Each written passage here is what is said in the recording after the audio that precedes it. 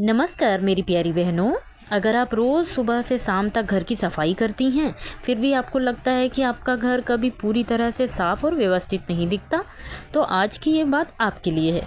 हम में से ज़्यादातर लोग सफाई पर ध्यान देते हैं, लेकिन एक ऐसी गलती कर देते हैं जो पूरे घर की सुंदरता को कम कर देती है। हम उन चीज़ों को संभाल के रखते रहते हैं जिनकी हमें अब कोई ज़रूरत ही नहीं होती। यही बेकार सामान धीरे धीरे घर को छोटा, भरा हुआ और बिखरा हुआ दिखाने लगता है।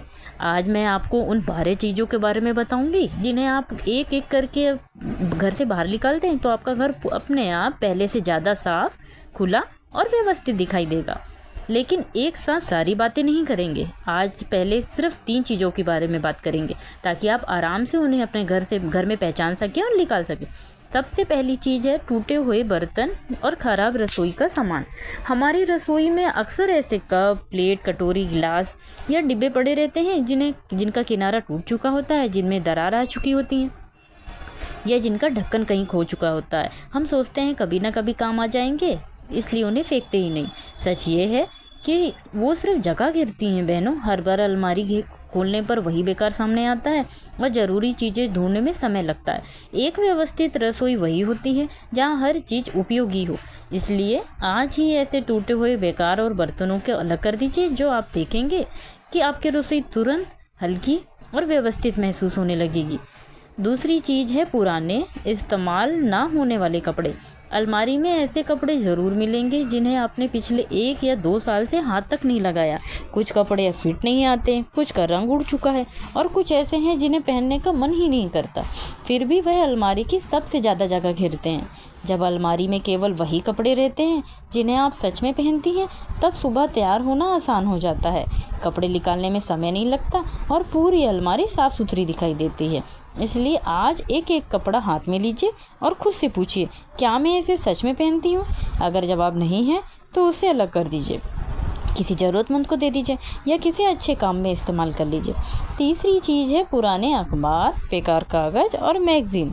हम सोचते हैं बाद में पढ़ लेंगे या कभी काम आ जाएंगे, लेकिन धीरे धीरे ये कागज़ घर के हर कोने में जमा होने लगते हैं।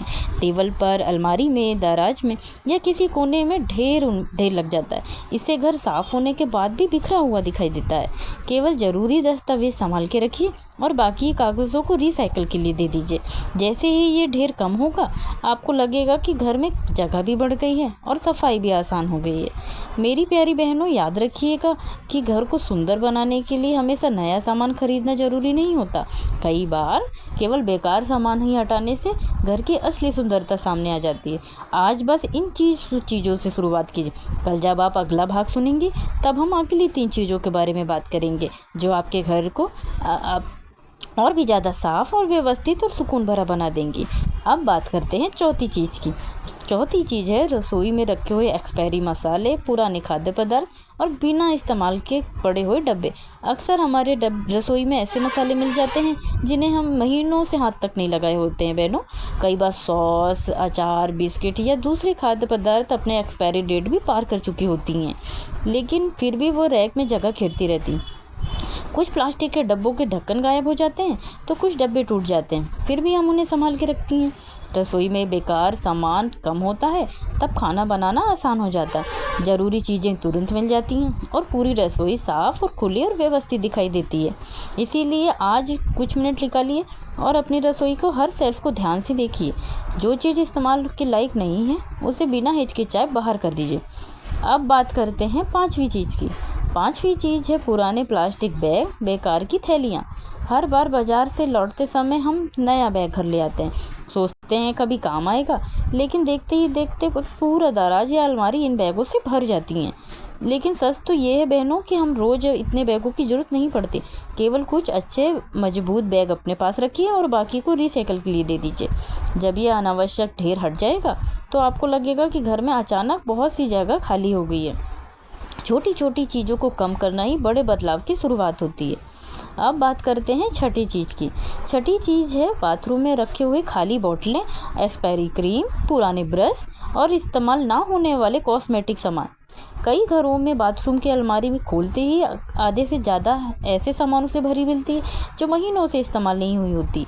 खाली शैम्पू की बोतलें, ख़त्म हो चुकी हुई फेस क्रीम, पुराने टूथब्रश और खाली शैम्पू के पाउच भी पड़े होते हैं।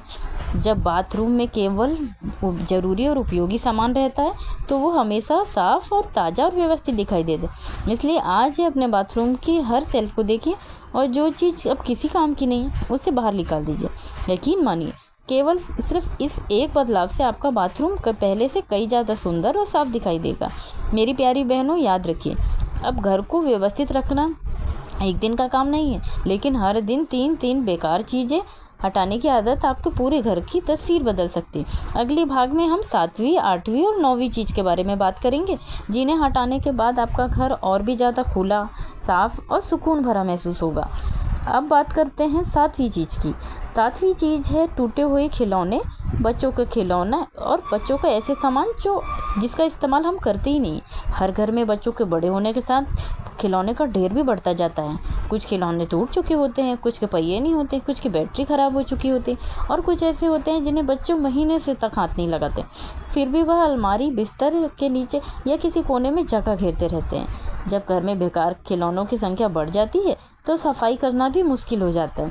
इसलिए आज बच्चों के साथ बैठिए, उनके खिलौनों को देखिए और जो खिलौने अब किसी काम के नहीं हैं उन्हें अलग कर दीजिए। जो अच्छे हैं लेकिन इस्तेमाल नहीं हो रहे उन्हें किसी ज़रूरतमंद बच्चे को दे दीजिए। इससे ना केवल आपका घर व्यवस्थित होगा बल्कि किसी और के चेहरे पे भी मुस्कान आ जाएगी। अब बात करते हैं 8वीं चीज़ की।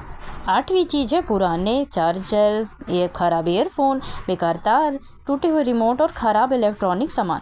अक्सर घर की किसी दराज में ऐसे तारों का जाल बना होता है जिनके बारे में किसी को पता नहीं होता कि वो किस चीज़ के हैं। पुराने मोबाइल के चार्जर, ख़राब ईयरफोन, काम न करने वाले रिमोट और ख़राब बैटरियां सालों तक वहीं पड़ी रहती। हर बार दराज खोलने पर ज़रूरी सामान ढूंढना मुश्किल हो जाता है। आज थोड़ा समय निकालिए और एक सामान को देखिए। जो चीज़ अब इस्तेमाल में नहीं आ सकती उसे अलग कर दीजिए। केवल वही सामान रखिए जिनकी सच में आपको ज़रूरत हो। एक साफ़ और व्यवस्थित दराज आपके पूरे घर को अधिक व्यवस्थित महसूस कराती हैं। अब बात करते हैं 9वीं चीज़ की। 9वीं चीज़ है एक ऐसे सजावटी सामान जो केवल धूल इकट्ठा करती हैं। कभी कभी हम घर को सुंदर बनाने के लिए बहुत सारी छोटी छोटी सजावटी चीज़ें खरीद लेती हैं, लेकिन समय के साथ साथ उनमें से कई चीज़ें पुरानी लगने लगती हैं या फिर वे सिर्फ धूल जमा करने का काम करती हैं। हर सप्ताह उन्हें साफ़ करने में समय भी लगता है और घर भी ज़्यादा भरा हुआ दिखाई देता है। याद रखिए, सुंदर घर वो नहीं होता जिसमें सबसे ज़्यादा सजावट हो, बल्कि वो होता है जहाँ हर चीज़ अपनी सही जगह पर हो और देखने में सुकून दे। इसलिए उन सजावटी सामानों को हटा दीजिए जो अब आपको खुशी नहीं देती या जिनका कोई उपयोग नहीं। कम सामान के साथ घर अधिक खुला, साफ और आकर्षित दिखाई देता है।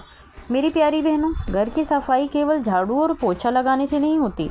असली सफाई तब होती है जब हम अनावश्यक चीज़ों को अपने जीवन से बाहर निकाल देती हैं। आज इन 3 चीज़ों पर ध्यान दीजिए। अगले भाग में हम अगले 3 चीज़ों की बात करेंगे जिन्हें हटाने के बाद आपका घर पहले से कई ज़्यादा व्यवस्थित, हल्का और सकारात्मक महसूस होगा।